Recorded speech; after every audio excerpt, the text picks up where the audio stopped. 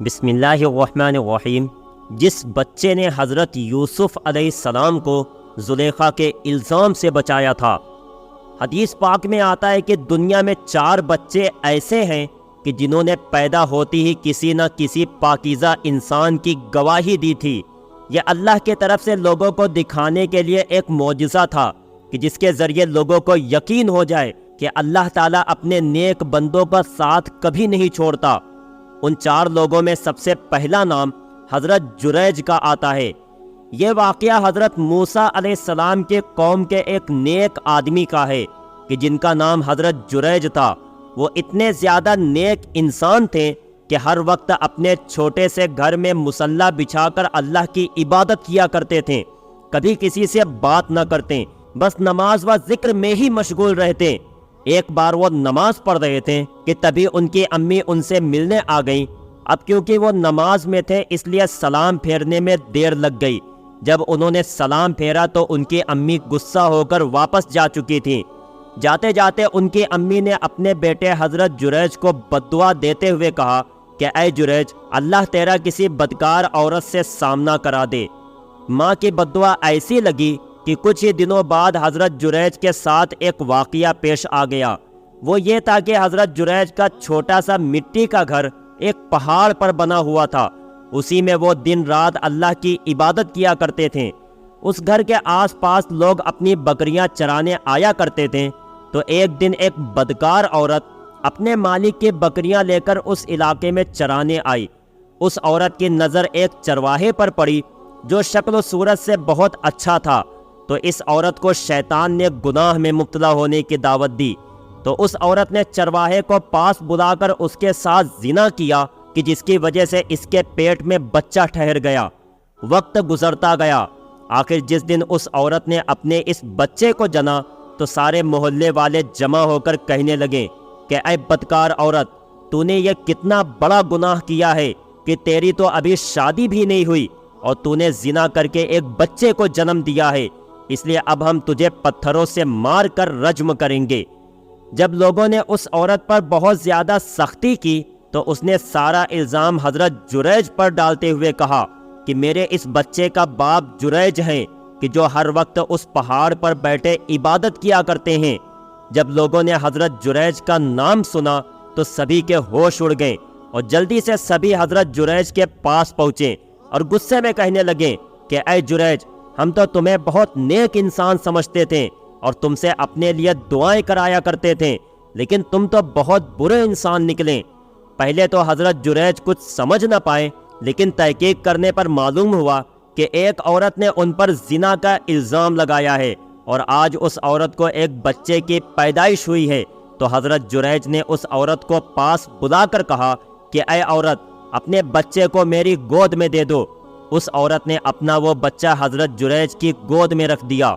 حضرت جریج نے اس بچے کو گود میں لے کر پوچھا کہ اے بچے، تو ہی بتا کہ آخر تیرا باپ کون ہے؟ تو یہ سنتے ہی وہ پیدا ہوا بچہ بولنے لگا کہ اے نیک انسان جریج، میرا باپ ایک چرواہا ہے کہ جس کا نام فلاں ہے، اور اسی نے میری امی کے ساتھ زنا کر کے مجھے پیدا کیا ہے۔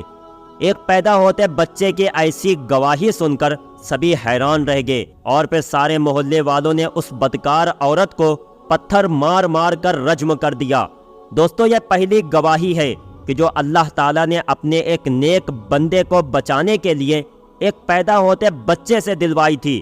دوسرا واقعہ فرعون کے ایک نوکرانی کا ہے کہ جن کا نام حضرت مشاطہ تھا۔ حضرت مشاطہ اس وقت کے نبی حضرت موسیٰ علیہ السلام پر ایمان لے آئی تھی اور اللہ کو اپنا اصلی معبود مانتی تھی، جبکہ فرعون لوگوں کو اس بات پر مجبور کرتا تھا کہ سارے مصر والے فرعون کو اپنا خدا مان لیں، اور جو بھی اللہ کو اپنا خدا مانتا تو فرعون اسے بہت سخت سزا دیتا تھا۔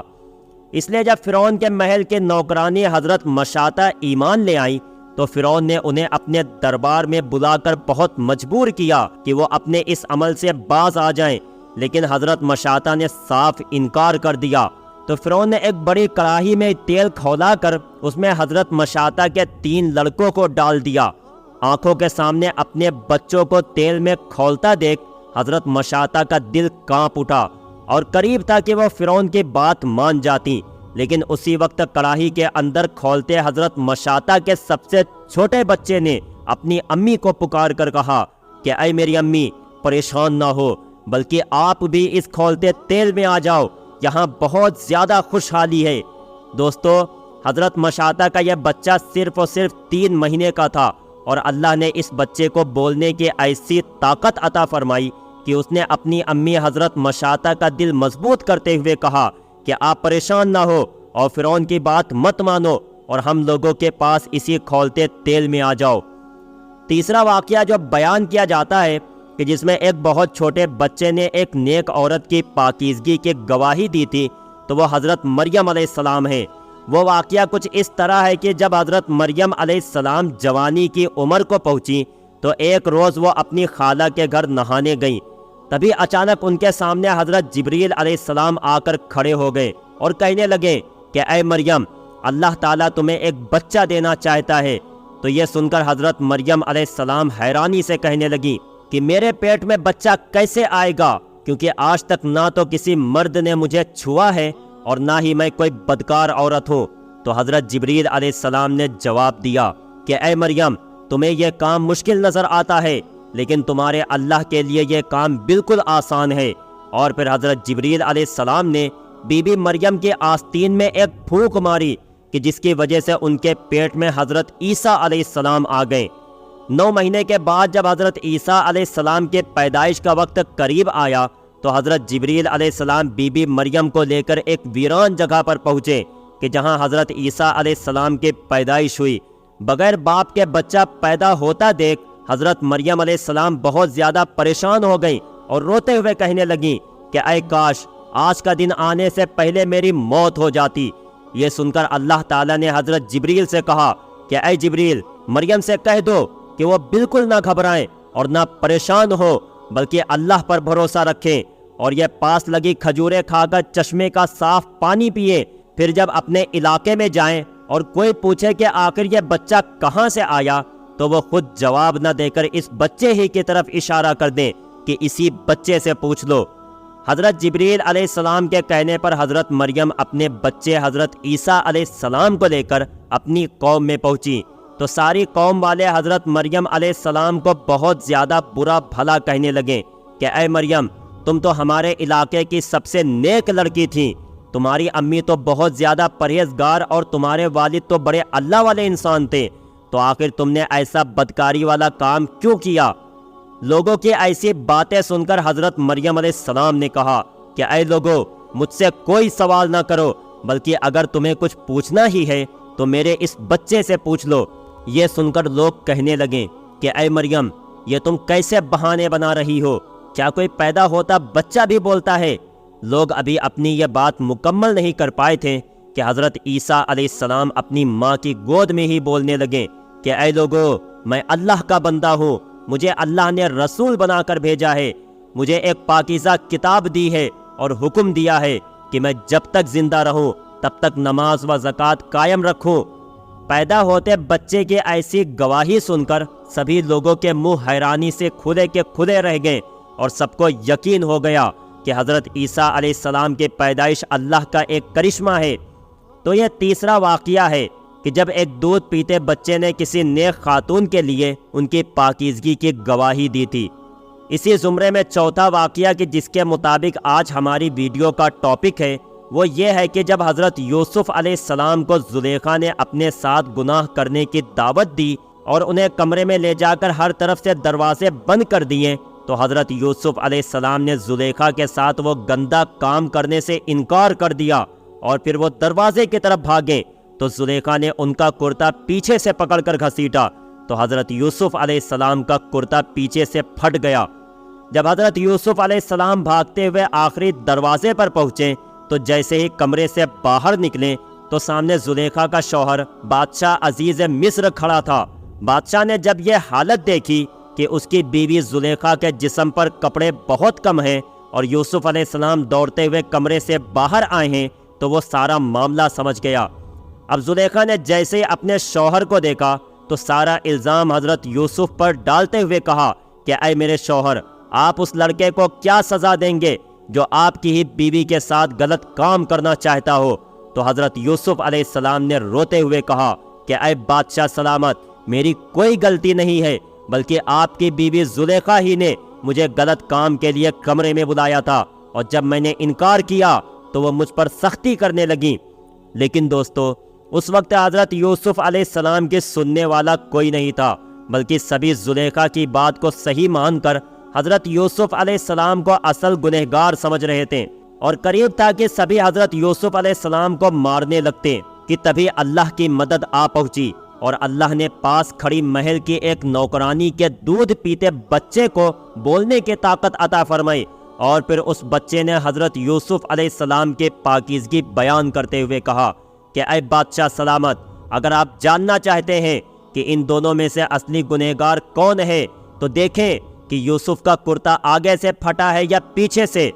کیونکہ اگر یوسف کا کرتا آگے سے پھٹا ہے تو اس کا صاف مطلب ہے کہ یوسف اصل گنہگار ہے اور زلیخا معصوم ہے، اور اگر کرتا پیچھے سے پھٹا ہے تو اس کا مطلب ہے کہ زلیخا اصل گنہگار ہے اور یوسف معصوم ہے، کیونکہ یوسف نے زلیخا سے دور بھاگنے کی کوشش کی ہوگی، تبھی زلیخا نے پیچھے سے ان کا کرتا پکڑ کر اپنی طرف گھسیٹا ہوگا، جس سے ان کا کرتا پھٹ گیا ہوگا۔